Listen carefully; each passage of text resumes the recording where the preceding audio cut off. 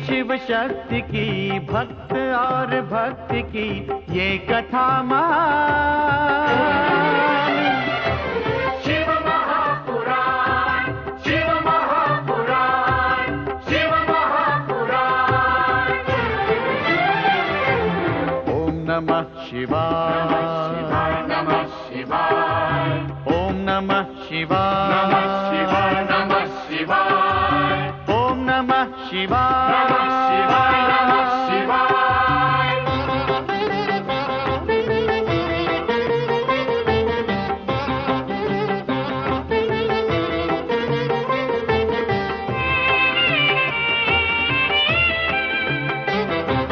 आशुतोष नीलकंठ शंभु अविनाशी, गंगाधर महादेव जो है कैलाशी। आशुतोष नीलकंठ शंभु अविनाशी, गंगाधर महादेव जो है कैलाशी। शिव का बस नाम ही, भक्ति और ध्यान ही कर दे कल्याण। शिव महापुराण, शिव महापुराण, शिव महापुराण। ओम नमः शिवाय, नमः शिवाय, नमः शिवाय, ओम नमः शिवाय, नमः शिवाय, नमः शिवाय, ओम नमः शिवाय, नमः शिवाय, नमः शिवाय। शिव महापुराण,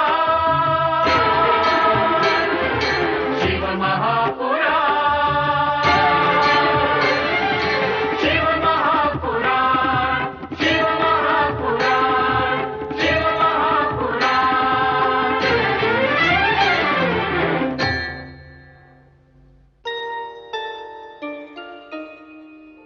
दनु दानव के वंशज शकुनी की राजसभा में शकुनी के पुत्र वृक की प्रशंसा होती है, परंतु शकुनी के अनुमान को असत्य सिद्ध करता हुआ वृक अपने ही सैनिकों की हत्या करता हुआ राजसभा में पहुंचता है और इस अपराध पर पिता द्वारा प्रताड़ित होने पर उन्हीं को आंखें दिखाने लगता है। शकुनी अपने धृष्ट पुत्र की उद्दंडता देखकर उसे बंदी बनाकर कारागार में डालने का आदेश देता है। कई सैनिक मिलकर उसे बड़ी कठिनाई से वश में कर पाते हैं, परंतु पितृविद्रोही वृक अवसर पाकर उन्हीं बंदी बनाने वाले सैनिकों को मौत के घाट उतारकर रक्त रंजित खड्ग हाथ में लिए भाग निकलता है। जब आकाश मार्ग से देवर्षि नारद वृक को भागते हुए देखते हैं तो उत्सुकतावश उसके पास पहुंचकर उससे रक्त सने खड्ग का इतिहास पूछते हैं।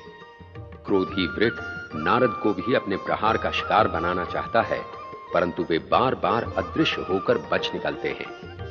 ये चमत्कार देखकर वृक आश्चर्यचकित रह जाता है और देवर्षि से प्रार्थना करता है कि वे उसे भी ऐसा चमत्कारी बनने का उपाय बताएं। देवर्षि उसे केदारनाथ शिखर पर जाकर शिव की आराधना करते हुए अखंड तपस्या का परामर्श देते हैं। आकाश में विहार करते शिव पार्वती की दृष्टि केदारनाथ पर तपस्या करते वृक पर पड़ती है। पार्वती के पूछने पर शिव बताते हैं कि ये उन्हीं की आराधना कर रहा है।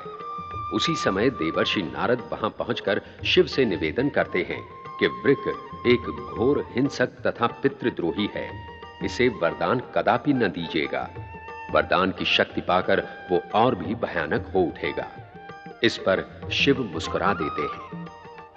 उधर केदारनाथ पर शीत का प्रकोप बढ़ने लगता है तो वृक पत्थरों को रगड़कर आग जलाता है तथा अपनी तपस्या से उत्पन्न चमत्कार को परखने हेतु अपना एक हाथ खड्ग से काटकर अग्नि की भेंट चढ़ा देता है। आशुतोष शिव एक आराधक की पुकार सुनकर तुरंत वहां प्रकट होते हैं। वृक का कटा हुआ हाथ पुनः जुड़ जाता है। जब शिव वृक से उसकी इच्छा के विषय में पूछते हैं तो वृक वरदान मांगता है कि वो जिस व्यक्ति के सिर पर हाथ रखे वो भस्म होकर राख का ढेर बन जाए। प्रसन्न भोलेनाथ कुपरिणाम का ध्यान किए बिना तथास्तु कहकर उसे मनोवांछित वरदान प्रदान कर देते हैं, परंतु उसे चेतावनी देते हैं कि वो इस वरदान का दुरुपयोग न करे। उसी समय शिव ही वृक को भस्मासुर नाम प्रदान करते हैं। तत्पश्चात भस्मासुर अपने पिता से प्रतिशोध लेने के लिए राजसभा में पहुंचता है और पिता को भस्म करके स्वयं राज सिंहासन पर बैठ जाता है।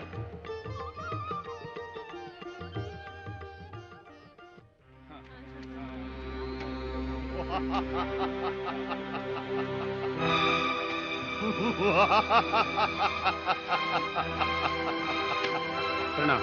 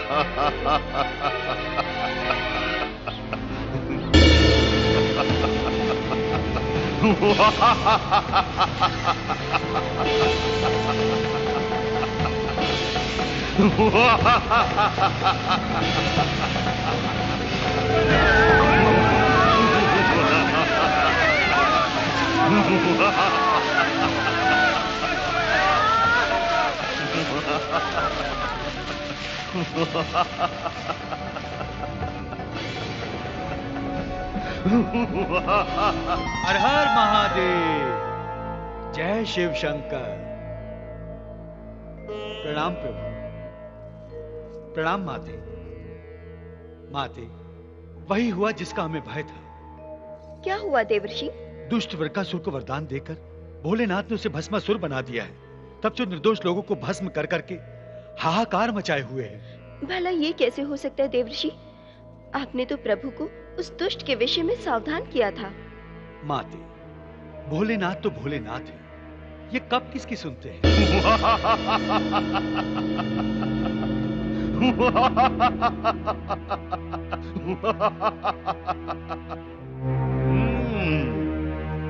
शिव शंकर, आप यहाँ हैं? देखा मेरी शक्ति का चमत्कार? अब तक असंख्य लोग मेरे आशीर्वाद से भस्म हो चुके हैं।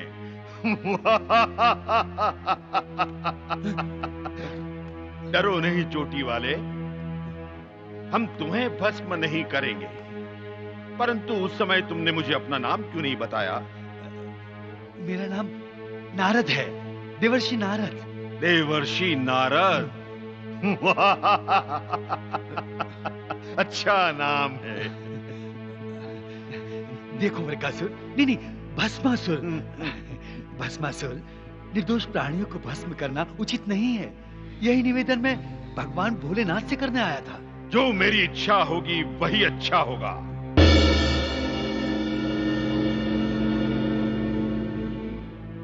ये सुंदरी कौन है? भस्मासुर, तुम चले जाओ यहां से।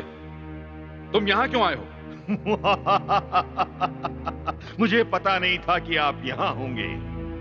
आपका ये स्थान अच्छा है, मनोहर है, और आपके पास खड़ी ये सुंदरी भी मनोहर है। लोगों को भस्म करते करते मैं ऊब गया हूं। अब मैं सौंदर्य सुख भोगना चाहता हूं। सुंदरी, तुम सचमुच अनुपम सुंदरी हो। माता पार्वती, आप यहां से शीघ्र चले जाइए। इन्हें जाने के लिए क्यों कह रहा है चोटी वाले? क्या तुम मेरी क्रोधाग्नि जगाना चाहते हो?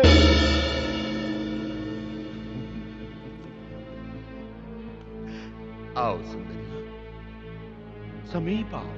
दूर रह नीच, अन्यथा मैं तुझे अपनी क्रोधाग्नि में जलाकर भस्म कर दूंगी। भस्म करने का अधिकार तो मेरा है, तुम्हारा नहीं। आओ, रुक जाओ भस्मासुर। आप मुझे रुकने के लिए कह रहे हैं शिवशंकर? देवी, ये हमारा ही दिया हुआ वरदान है। इस पर शक्ति का प्रयोग उचित नहीं। आप अदृश्य हो जाएंगे। हाँ? कहां भेज दिया तुमने उस सुंदरी को? भस्मासुर, माता पार्वती के प्रति ऐसा असम्मान प्रदर्शित ना करो, अन्यथा अनर्थ हो जाएगा। माता पार्वती भोलेनाथ की जीवन संगिनी है। जीवन संगिनी? हमने तो उसे देखते ही मन अपना लिया था। अब इनकी नहीं, हमारी जीवन संगिनी है। भस्मासुर! आंखें न दिखाओ शिव शंकर। इसी समय पार्वती को हमारे सामने प्रकट करो, नहीं तो तुम्हारे दिए हुए वरदान की शक्ति से तुम्हें ही भस्म कर देगी। नारायण नारायण। भोलेनाथ, भस्मासुर को दिए गए वरदान को आप पुनः से छीन नहीं सकते। तुरंत अदृश्य हो जाइए, कहीं ये मूर्ख आपको ही हानि ना पहुंचा दे। मूर्ख किसे कह रहा है नारद? मैं तुझे अभी भस्म कर दूंगा। हाँ? अदृश्य हो गया, बचकर कहां जाएगा? हाँ, हाँ, ये भी अदृश्य। मैं तुम्हें नहीं छोड़ूंगा शिव शंकर। सुंदर पार्वती को अदृश्य करके तुमने मेरी क्रोधाग्नि को जगाया है। मैं अपनी वरदान शक्ति से तुम्हें देख लूंगा।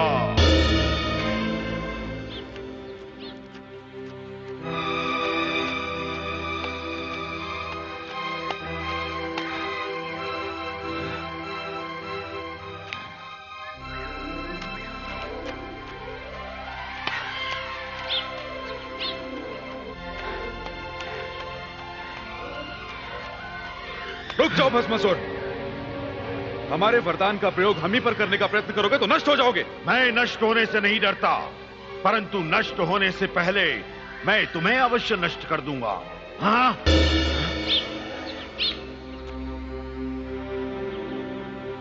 हाँ, मैं तुम्हें नहीं छोड़ूंगा। हाँ।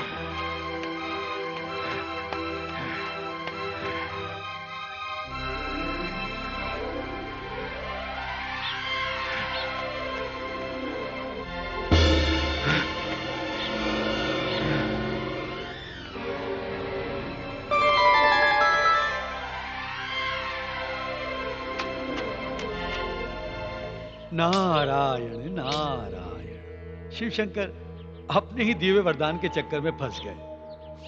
अब क्या होगा? नारायण नारायण।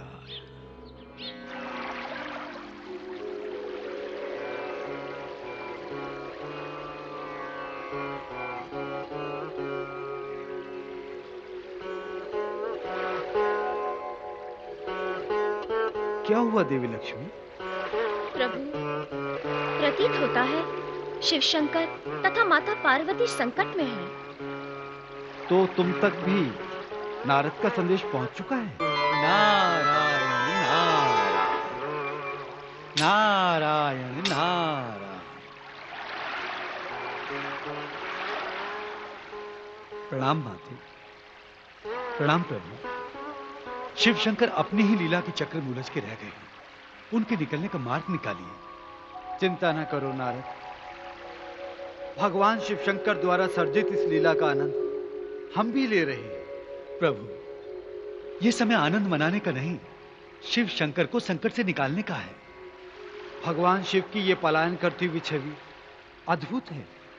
ये छवि बार बार देखने को नहीं मिलती है। प्रभु, ये समय विनोद प्रमोद का नहीं है।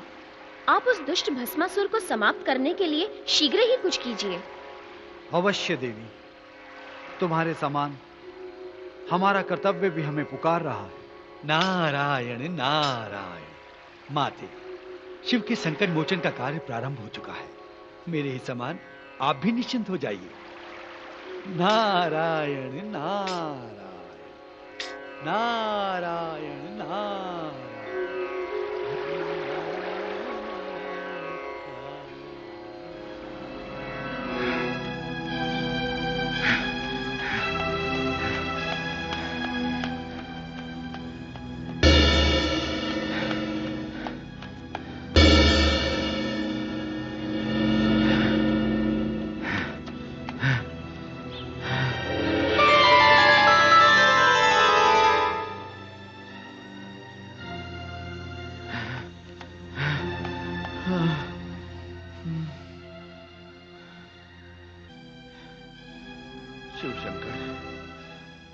आपने मुझे दौड़ा दौड़ा कर थका दिया,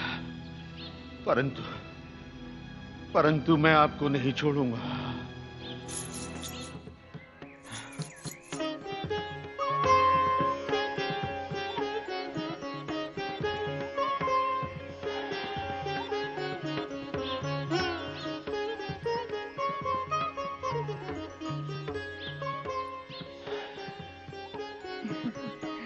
कौन हो तुम? जिस सुंदरी को पाने के लिए तुम अपने आप को दौड़ा दौड़ा कर थका चुके हो, क्या मैं उस सुंदरी से अधिक सुंदर नहीं हूँ?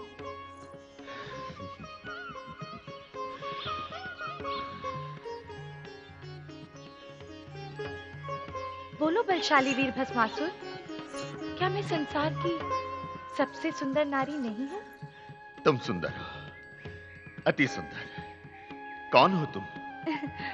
मोहिनी, तुम जैसे रसिक वीर का मन मोहने वाली मोहिनी। मोहिनी, तुम सचमुच में मोहिनी हो। कहाँ उस शिव संगनी के चक्कर में पड़े हो भस्मासुर? आओ हम दोनों ब्याह रचाएं, पर्वत के किसी उच्च शिखर पर अपना घर बसाएं। पर्वत के उच्च शिखर पर? हाँ, लोगों को भस्म करते करते तुम थक चुके हो। जीवन में तुम्हें ना माता का स्नेह मिला, ना पिता का प्रेम। मैं तुम्हें ऐसा प्रेम प्रदान करूंगी जैसा किसी नारी ने किसी पुरुष को न दिया होगा। प्रेम? हाँ हाँ, प्रेम, अमर प्रेम। ये भस्म करने का खेल छोड़ो। लोगों की हाय लेकर तुम्हें कभी सुख नहीं मिलेगा। मैं तुम्हें सुख से भर दूंगी। सोच क्या रहे हो प्रियतम? सोच रहा हूं, ऐसी मीठी मीठी बातें तो मैंने जीवन में कभी नहीं सुनी। तो विवाह करोगे ना मेरे साथ? अवश्य करूंगा मोहिनी। तुम जैसी सुंदरी का प्रेम प्रस्ताव तो कोई मूर्ख ही ठुकरा सकता है। चलो ब्याह करें। ब्याह से पहले ब्याह का आनंद नहीं मनाओगे? कैसा आनंद? ब्याह के पश्चात हमें नाचने गाने आनंद मनाने का अवसर ही कहाँ मिलेगा। हम तो एक दूसरे में खो जाएंगे। हमें नाचना चाहिए, गाना चाहिए। तुम ठीक कह रही हो। आओ हम नाचें, गाएं, आनंद मनाएं। तुम भी उसी मुद्रा में नाचना जिस मुद्रा में मैं नाचूंगी। इससे हमारा आनंद दुगना हो जाएगा। अवश्य, तुम जो कहोगी मैं वही करूंगा मोहिनी। आओ प्रियतम, नृत्य आनंद ले। आओ, नृत्य आरंभ करें। करो। ताता थई ताता थई ताता थई ताता थई करो। ता थई थई तत आ थई थई तत, ये करो।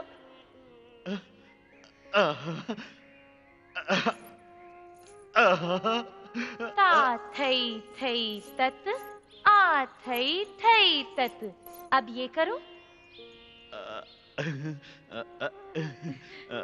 तुम तो बहुत अच्छा नृत्य करते हो। और सिखाओ। ता थई थई तत आ थई थई तत।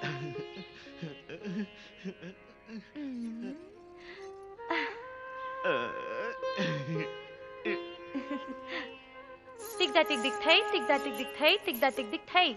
अब ऐसे करके दिखाओ। टिकदक टिकदक थई, टिकदक टिकदक थई, टिकदक टिकदक थई।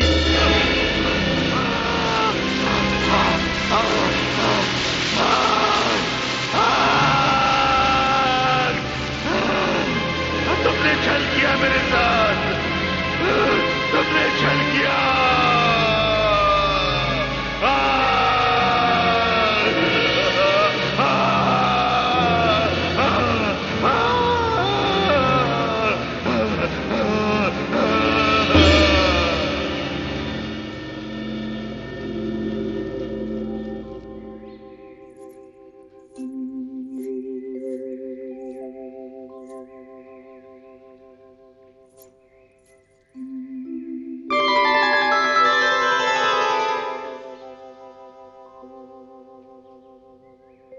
नारायण नारायण, धन्य है श्री हरि, धन्य है आप। भोलेनाथ, कहाँ हैं आप? कहाँ हैं आप? हर हर महादेव। जय शिव शंकर। प्रणाम भोले शंकर। प्रणाम भगवान विष्णु। भगवान विष्णु, अपने वरदान की यही परिणति हमें इष्ट थी, क्योंकि हम अपने ही दिए हुए वरदान का अपमान नहीं करना चाहते थे। भस्मासुर को भस्म करके आप धन्यवाद के पात्र हैं। देवी पार्वती, भगवान विष्णु को प्रणाम करो। प्रणाम श्रीहरि। प्रणाम। देख लिया आपने भोलेनाथ का भोलापन। नारायण नारायण, ये तो शिव की लीला है माते। इस सब में हम सबकी भी परीक्षा हो गई। मुनिवर नारद, परीक्षा के पश्चात ही प्राणी कुंदन बनकर निकलता है।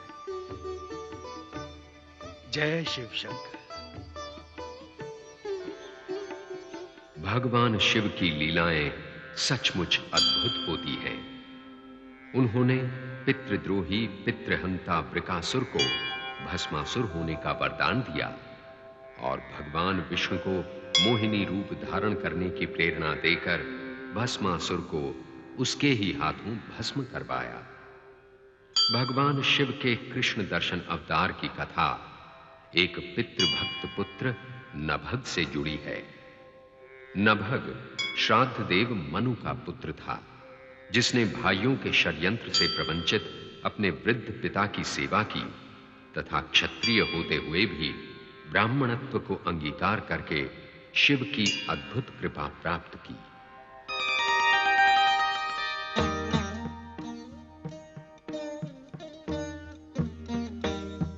बधाई हो भैया इक्ष्वाकु, आपका विजय अभियान सफल रहा। ये सब आप भ्राताओं के सहयोग से ही संभव हुआ है। मनुवंशी महाराज इक्ष्वाकु की जय हो। महाराज, आपके अनुज महाराज नभग गुरुकुल से लौट आए हैं तथा आपके दर्शन करना चाहते हैं। हमारे भ्राता नभग गुरुकुल से लौट आए हैं? लौट आए हैं? हम तो समझे थे हमारे छोटे भ्राता संसार त्याग कर ऋषि बन बैठे हैं। जब वो वर्षों तक गुरुकुल से नहीं लौटे तो हमने भी यही अनुमान लगाया था। सुभग, प्रतिहारी, जाओ हमारे भ्राता को आदर सहित राजसभा में ले आओ। जो आज्ञा महाराज। आपका क्या विचार है? क्या नभग सदा के लिए गुरुकुल से लौट आया है? इसमें क्या संदेह है राजन? प्रणाम भ्राता इक्ष्वाकु। प्रणाम भ्राताओ। प्रणाम। आओ नभग, राजसभा में तुम्हारा स्वागत है।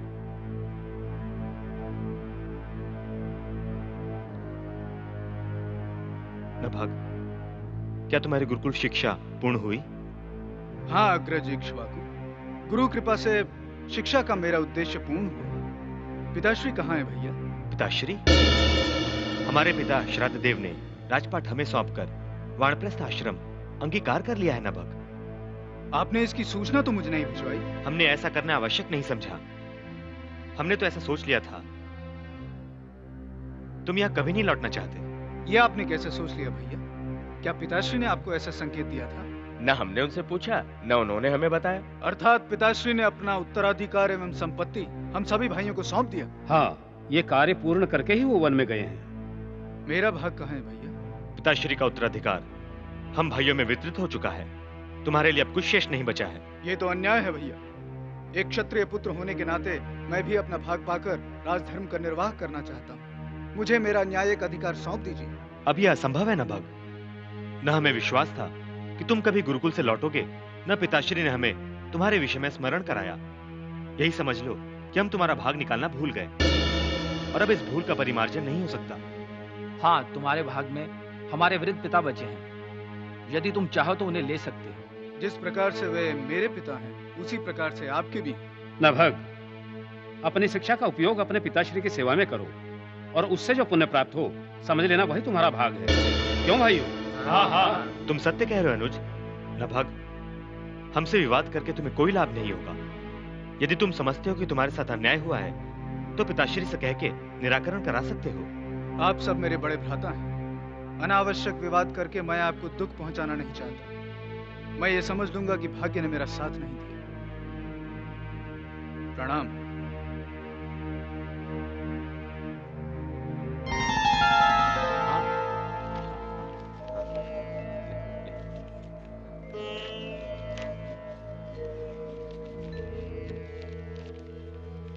प्रणाम पिताश्री। नभग, आपका कनिष्ठ पुत्र नभग आपकी सेवा में उपस्थित है। नभग, तुम गुरुकुल से लौटा है बेटा। तुम्हारे श्रम तथा तप से तुम्हारे आचार्य संतुष्ट तो है ना पुत्र? हाँ पिताश्री, उन्होंने मुझे विद्या स्नातक ही नहीं अपितु वृत्त स्नातक होने का भी प्रमाण पत्र दिया है। सुंदर, तुम धन्य हो, तुम धन्य हो पुत्र। तुमने एक आदर्श स्नातक होने का प्रतिमान स्थापित किया है। अपने आचार्य का संतोष ही शिष्य का परम धन होता है। किंतु पिताश्री, क्या आप इस छोटी सी कुटिया में रहते हैं? कोई सेवक दिखाई नहीं देता? पुत्र, वानप्रस्थ आश्रम का अंगीकार मैंने स्वयं की इच्छा से किया है, तो फिर किसी दूसरे की याचना के लिए, आश्रय के लिए लालच क्यों करूं? बस अब तो प्रेम पूर्वक ईश्वर भक्ति ही मेरा परम उद्देश्य है। आपके दर्शन पाने के लिए मैं राजभवन गया था, परंतु तुम्हारे सबसे बड़े भ्राता महाराज ईक्ष्वाकु अब राज सिंहासन पर सुशोभित है। वहां तुम्हारा यथोचित आदर सत्कार हुआ या नहीं? मुझे अपने भाग से वंचित क्यों कर दिया गया पिताश्री? क्या मैं आपका पुत्र नहीं हूं? वो कहते हैं कि आपने मुझे भाग देने के योग्य नहीं समझा। वे असत्य कह रहे हैं पुत्र। तुम तो मेरे प्रिय पुत्र, तो फिर मैं तुम्हें तुम्हारे भाग से वंचित क्यों करता? मैंने सोचा गुरुकुल में शिक्षा पूर्ण होने पर तुम्हारा राजभाग असुरक्षित न रह जाए, इसलिए उसे भी तुम्हारे भाइयों की देखरेख में सौंपकर मैं यहां चला। वो तो उनके पास तुम्हारी धापी, तुम्हारी धरोहर, वो तो उन्हें तुम्हें स्वयं दे देनी चाहिए। परंतु उन्होंने ऐसा नहीं किया पिताश्री। मुझे वंचित और अपमानित करके आपके पास भेज दिया। पुत्र, मैं अब राज्य से संबंध तोड़कर वानप्रस्थी का जीवन व्यतीत कर रहा हूं। अपने पुत्रों को आदेश देने का अधिकार मैं स्वयं समाप्त कर चुका हूं। अब मेरे लिए घर गृहस्थी में हस्तक्षेप करना उचित नहीं। यदि ऐसा है तो आप मेरी चिंता छोड़िए पिताश्री। मैं उनसे अपने राज्य भाग की याचना नहीं करूंगा। अब मैं स्वयं परिश्रम करके आपकी सेवा करते हुए इस जीवन का निर्वाह करूंगा। तुम धन्य हो पुत्र, धन्य हो तुम। तुमने जो कुछ भी गुरुकुल में सीखा है उसका उपयोग लोकहित में करो। इस कार्य के बदले सम्मान पूर्वक तुम्हें जो कुछ भी प्राप्त हो, बस उसी से संतोष के साथ अपना जीवन निर्वाह करो। शिक्षा का सच्चा उद्देश्य समग्र जन चेतना एवं परोपकार है। व्यवसाय उसे विकृत कर देता है। मैं समझा नहीं था अपने इस ज्ञान का उपयोग मैं कैसे करूं और कहां करूं। प्रिय पुत्र, क्षत्रिय कुल में उत्पन्न होकर भी तुमने एक ब्राह्मण ऋषि के संस्कार प्राप्त किए। तुम छोटे छोटे कार्यों के लिए नहीं, अपितु एक महान उद्देश्य की पूर्ति के लिए स्नातक बने। अपने नवीन मंत्रों का परिचय देकर तुम किसी भी मनस्वी के स्नेहभाजन बन सकते हो। मेरा मार्गदर्शन कीजिए पिताश्री। वत्स, यहां से कुछ ही दूरी पर अंगिरस गोत्रीय ब्राह्मण एक महान यज्ञ कर रहे हैं। महान यज्ञ? मैं इस यज्ञ में अवश्य सम्मिलित होना चाहूंगा तात। उनके इस पुण्य कार्य में मैं भी सहयोग दूंगा। मैंने सुना है वो ब्राह्मण आवश्यक वैश्वदेव सूक्तों का पाठ उचित रीति से नहीं कर पा रहे हैं, क्योंकि उन्हें उन सूक्तों का भली भांति ज्ञान नहीं है। वे समझ नहीं पा रहे हैं कि छठे दिन के पश्चात किस मंत्र से अनुष्ठान संपादित किया जाए। यदि ऐसा है तो मैं उनकी सहायता अवश्य करूंगा। तुम उन ब्राह्मणों को उस सूक्त का मंतव्य समझा देना, जिससे यज्ञ शुद्ध रूप से संपादित हो जाए। जो आज्ञा तात। यज्ञ कार्य में सहायता देना हर धर्मात्मा का कर्तव्य है। मंत्र के बिना मंत्राधीन देवता यज्ञ का फल नहीं देते। जब वो यज्ञ सफलतापूर्वक संपन्न हो जाएगा तो यज्ञ से बचा हुआ सारा धन वो तुम्हें सौंप देंगे। क्या वह धन ग्रहण करना मेरे लिए उचित होगा पिताश्री? क्या एक क्षत्रिय दक्षिणा का अधिकारी है? क्यों नहीं पुत्र, जब वो प्रसन्नता पूर्वक यज्ञ धन पुरस्कार स्वरूप तुम्हें दे रहे हैं तो निश्चय वो धन तुम्हारा होगा पुत्र। ये दक्षिणा नहीं है पुत्र, अपितु तुम्हारी विद्वता का सम्मान है। एक विषयक साधना सदैव फलवती होती है पुत्र। तुम्हारे जीवन निर्वाह के लिए यही सात्विक साधन सिद्ध होगा। जो आज्ञा तात, आपके आशीर्वाद से मैं अपने कर्तव्य में अवश्य सफल रहूंगा। आयुष्मान भव।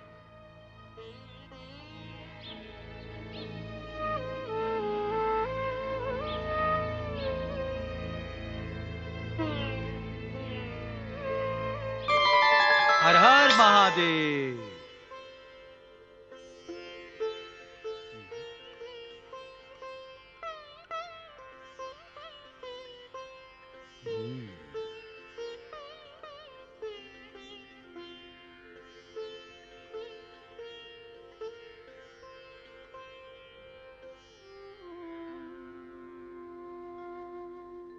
जय शिव शंकर।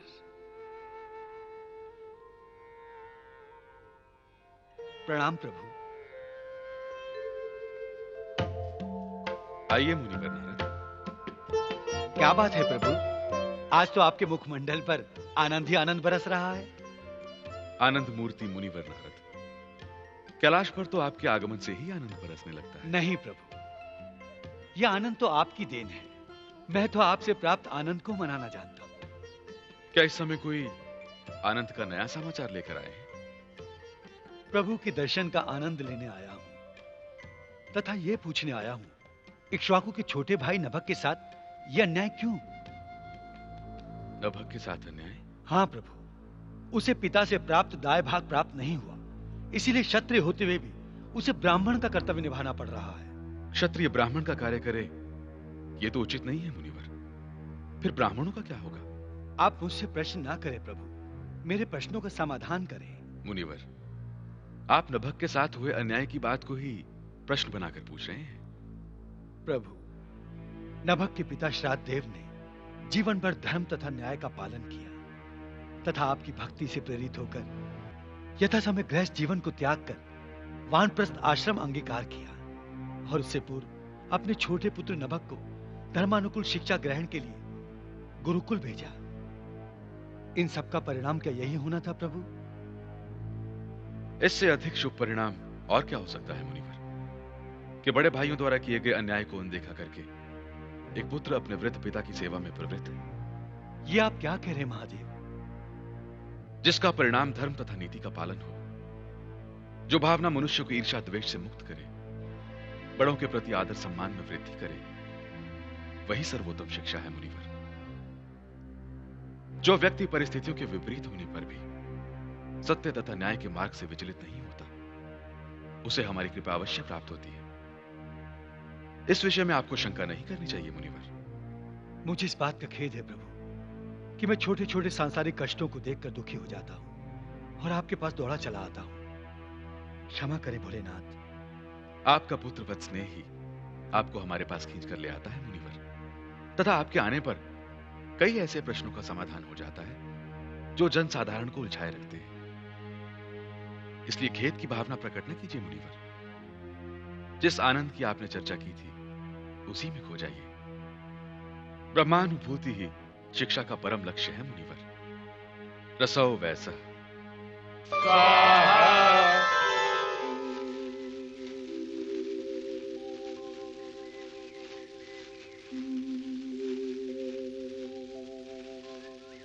वेदज्ञ नभग, वैश्वदेव सूक्त के वाचन द्वारा आपने हमारे यज्ञ को विधि पूर्वक संपन्न कराकर हम पर महान उपकार किया है। अपने वचनानुसार हम इस यज्ञ का शेष धन आपके चरणों में समर्पित करते हैं। वैश्वदेव संबंधी सूक्तियों का मंतव्य प्रकट करके आपने यज्ञ में होने वाली घोर त्रुटियों को दूर कराया है और हमें विश्वात्मवाद का दर्शन कराया है, जिसका बदला धन देकर नहीं चुकाया जा सकता। आप सब ब्राह्मण राजकुल में जन्म लेने के कारण आपकी सेवा करना मेरा धर्म है। मैंने आप लोगों पर कोई उपकार नहीं किया है। ऐसा लगता है यज्ञेश्वर शिव ने ही आपको हमारी सहायता के लिए भेजा है। इस धन को ग्रहण करके आप हमें अपने ऋण से उऋण कीजिए। मंत्रवक्ता होने के कारण इस दक्षिणा पर आपका ही अधिकार है। जो आज्ञा ब्राह्मण देवता। ठहरो न, इस धन पर मेरा अधिकार है, तुम्हारा नहीं। पर आप हैं कौन? इससे पहले तो आप यहाँ पर उपस्थित नहीं थे। हम यहाँ उपस्थित नहीं थे, ये तुम कैसे कह सकते हो वत्स? अपना यज्ञ भाग लेने के लिए हम तो सदा ही यज्ञ वेदी के समीप रहते हैं। यदि तुम्हारे चक्षु हमारा दर्शन नहीं कर पाए तो इसमें भला हमारा क्या दोष? महानुभाव, आप ये तो बताइए कि आप हैं कौन? हम शिव रूपी कृष्ण दर्शन, तथा वेदों में हमें कृष्ण शवा भी कहा गया है। कृष्ण शिवा, कृष्ण दर्शन। परंतु हमने यज्ञ से बचा यज्ञ धन नभग को देने का वचन दिया है, इस पर इन्हीं का अधिकार है। शिव यज्ञेश्वर है, क्या इस बात का ज्ञान आपको नहीं था? यदि ज्ञान नहीं था तो अज्ञान में किया गया आपका यह यज्ञ क्या सर्वथा निरर्थक सिद्ध नहीं होगा? यज्ञ शेष पर शिव का अधिकार है, ये जानते हुए भी आपने यज्ञ शेष दान करने का संकल्प कैसे लिया? यदि आप शिवरूप हैं तो इस बात का न्याय कीजिए कि इस सेवक की जीविका का क्या होगा। एक क्षत्रिय होते हुए भी यज्ञ से अपनी जीविका का उपार्जन करना क्या अन्यायपूर्ण नहीं?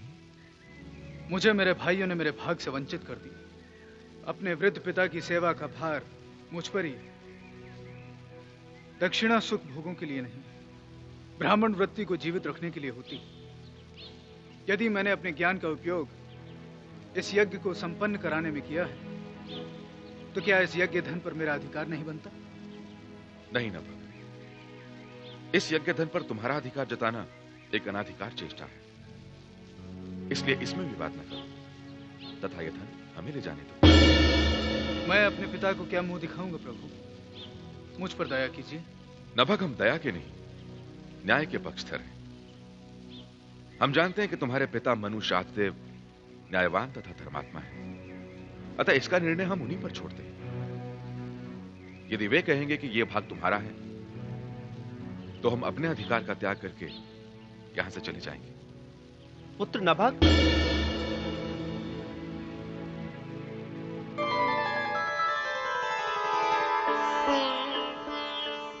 प्रभु भोलेनाथ स्वयं?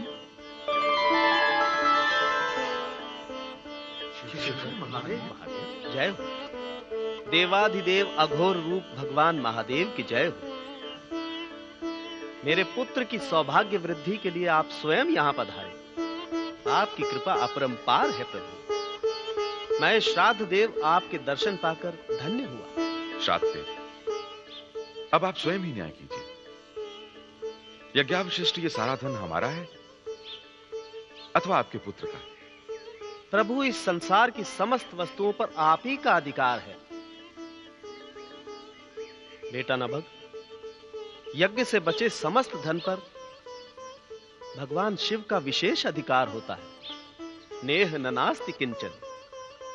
ये सारा का सारा धन भगवान शिव के चरणों में आदरपूर्वक समर्पित करो पुत्र। मेरे अपराध को क्षमा कीजिए प्रभु। यथार्थ को न जानकर मैं यूं ही आपसे विवाद करता रहा। इस यज्ञ धन को ग्रहण कीजिए प्रभु।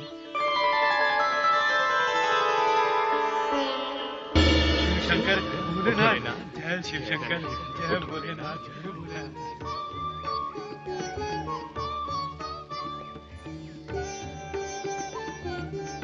पुत्र, मैं तुम दोनों पिता पुत्र पर परम प्रसन्न हूं। श्राद्ध देव, आपने अपने अकिंचन पुत्र की विवशता से अधिक सत्य एवं न्याय को महत्व दिया। नभग, तुमने अपनी भूल स्वीकार करके सत्यनिष्ठा से अपनी महानता का परिचय दिया है। तुम दोनों पिता पुत्र धन्य हो। हम तो यहां आपकी परीक्षा लेने आए थे। अपने सत्कर्मों से तुम्हें इससे कई गुना अधिक धन की प्राप्ति होगी। श्राद्ध देव, हम तुम्हें तथा तुम्हारे पुत्र नभग को समस्त ऐहिक तथा पारलौकिक सुखों की प्राप्ति का आशीर्वाद देते हैं। हर हर महादेव।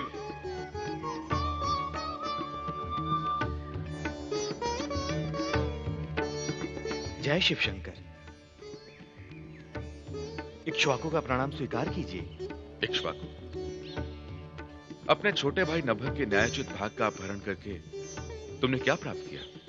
हमें क्षमा करें शिव शंकर। यदि देवर्षि नारद समय पर हमें इस भूल का ज्ञान न कराते तो हम अवश्य आपके कोप का पात्र बनते।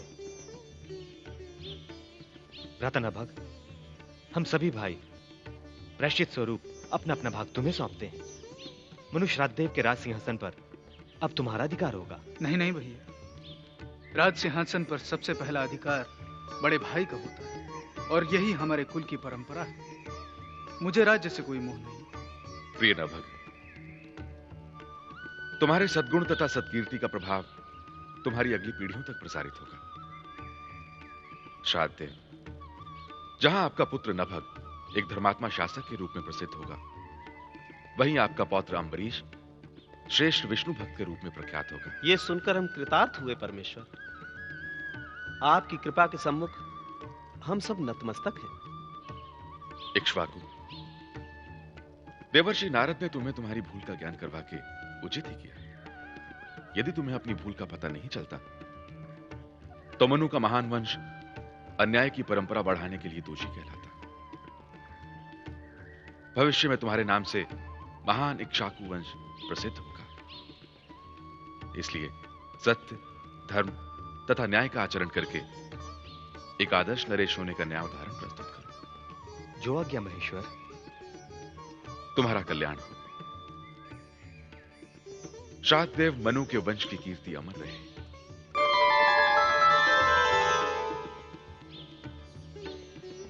हर हर महादेव। जय शिव शंकर।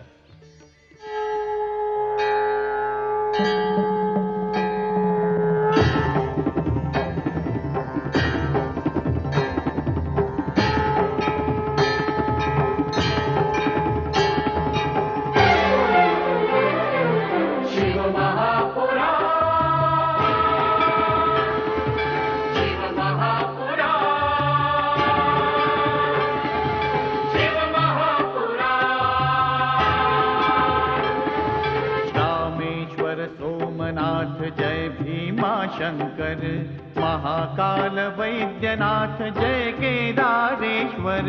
रामेश्वर सोमनाथ जय भीमा शंकर महाकाल वैद्यनाथ जय केदारेश्वर। नाथों के नाथ की भोले विश्वनाथ की महिमा का